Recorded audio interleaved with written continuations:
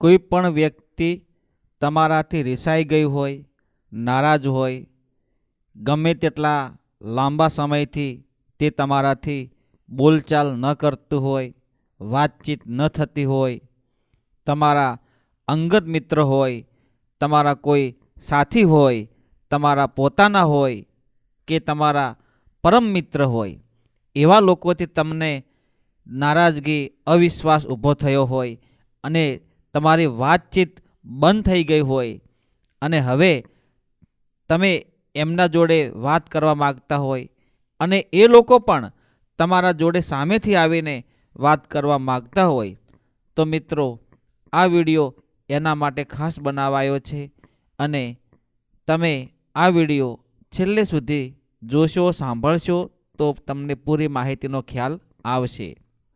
સ્વાગત કરું છું આપણી આ મા વંદના યુટ્યુબ ચેનલમાં અને આશા રાખું છું આપ તમામ મિત્રો હેમખેમ સર્વ કુશળ મંગળ હશો તેવી ગુરુદેવને અને માતાજીને હું પ્રાર્થના કરું છું.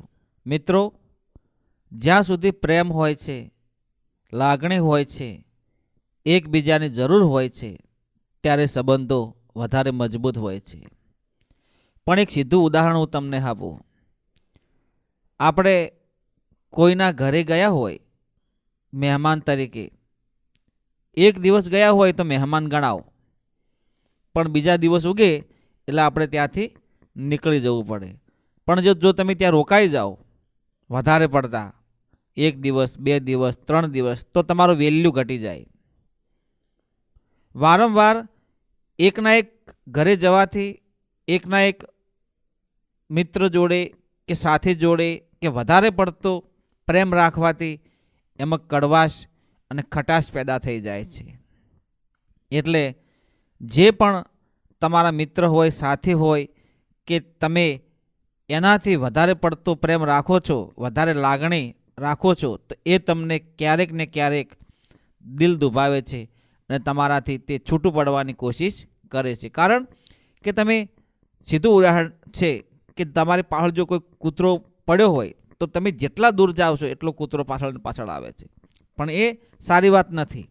પણ જો તમે કોઈનાથી આકર્ષાવ છો, કોઈનાથી તમે આકર્ષિત છો અને એ તમને નથી મળવા માગતું, તો એને છોડી દો.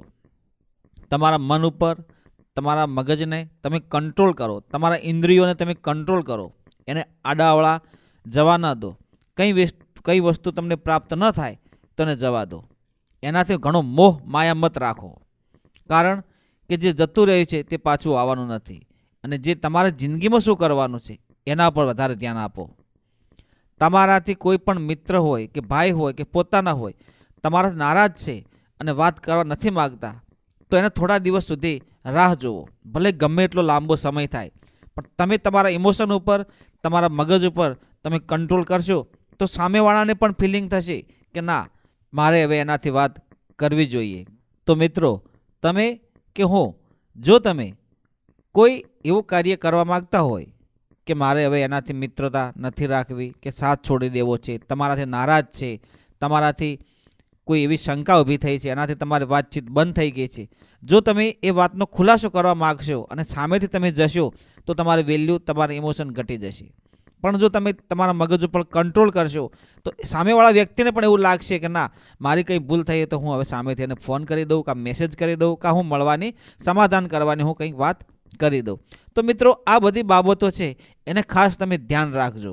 કારણ કે વાતચીત કરવી, નારાજગી દૂર કરવી કે તમારો સંબંધ આગળ વધારવા માટે તમે ગમે તેટલી કોશિશ કરશો, પણ સામેવાળાના વ્યક્તિના મગજમાં તમારા પ્રત્યે લાગણી, પ્રેમ, દયા નહીં હોય તો તમે કશું નહીં કરી શકવાના. તો મિત્રો, જીવનમાં ક્યારેય તમે કોઈ પાછળ એટલા અધીર ગાંડા ન બની જાઓ કે જો તમને જ્યારે છોડવામાં આવે તો તમને વધારે દુઃખ સહન કરવું પડે. જ્યારે તમારે દુઃખ સહન કરવાનો વારો ન આવે તો એવું કોઈ પણ મિત્ર કે એવો કોઈ સાથી કે જીવનસાથી કે તમે કોઈ એવા પોતાના જે મિત્રો અંગત જે હોય એને ક્યારેય પણ તમારા જે અનુભવો છે, તમારા જે દિલની વાત છે, તમારા જે રહસ્યો છે એ ક્યારેય કોઈને કહેવા નહીં. કારણ કે એ જ તમને પાછળથી નુકસાન પહોંચાડે છે. જો તમારી પ્રેમિકા હોય, તમારી જીવનસંગીની હોય, તમારો ખાસ મિત્ર હોય, ભાઈ હોય, બહેન હોય, કોઈ પણ વ્યક્તિ હોય, તો એને તમારો જીવનનો ભેદ ક્યારેય ન કહેવો.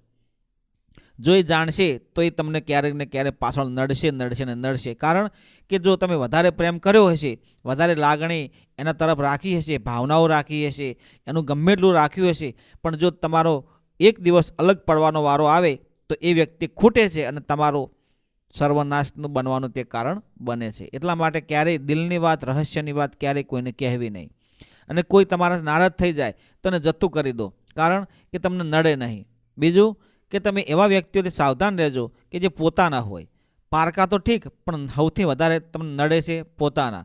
એટલે એવા વ્યક્તિઓ પર ક્યારેય ભરોસો ના કરજો કે તમારા જીવ પણ જોખમાય, તમારો ધંધો પણ બંધ થઈ જાય, તમારી ઇજ્જત, આબરૂ, માન, મોભો બધું વેર વિખેર થઈ જાય.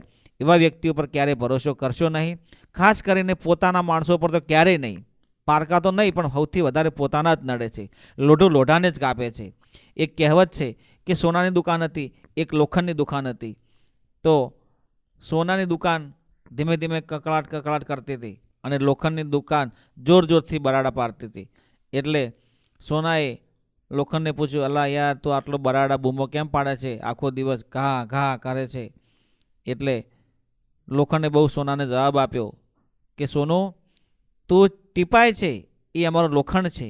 લોખંડ રહીને તને સોનાને ધીમે ધીમે ટકોરા મારીને તારા રૂપને ઘાટ ગળે છે. એટલે તું ધીમે ધીમે બરાડા પાડે છે. પણ હું તો મારા પોતાના મને લોઢાને જ મારે છે. મને અગ્નિમાં બાળે છે, ગરમ કરે છે અને પછી મારા મને બાળે છે. એટલા માટે હું જોરથી બરાડા પાડું છું. પારકા તો ઠીક, પણ જ્યારે આપણે પથારી ફેરવે ને ત્યારે બહુ મોટું આપણને નુકસાન થાય છે અને આપણા જીવનને બહુ જોખમાય છે. એટલા માટે ખાસ ધ્યાન રાખવું જોઈએ. આવા લોકોથી સાવધાન રહેવું જોઈએ. તમારાથી કોઈ નારાજગી હોય, કોઈ તમારા મિત્ર ન બોલતા હોય, વાતચીત ન કરતા હોય, તો એને જતું કરી દેવામાં ભલાઈ છે. કારણ કે જો તમે ઘણું ખેંચશો તો તમારી જ પથારી ફેરવાઈ જાય છે. એટલે જાય એને જવા દો. પાછળથી આવે અને પસ્તાવો થવા દો. ફરી પાછા આવે કે ન આવે એને રાહ જોશો નહીં. તમે જિંદગીમાં આગળ વધો, ધર્મનું કાર્ય કરો, કોઈને મદદ કરો, કોઈ ગરીબ વ્યક્તિ હોય એને મદદ કરો, ધર્મ કરો, કોઈ સાધુ સંતની સેવા કરો.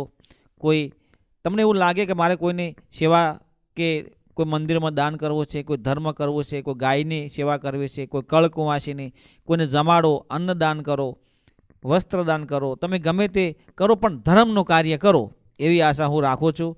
તો જિંદગીમાં ક્યારેય તમારે મુશ્કેલી વેઠવવી નહીં પડે એવી હું આશા રાખું છું. જય ગુરુદેવ, જય માતાજી.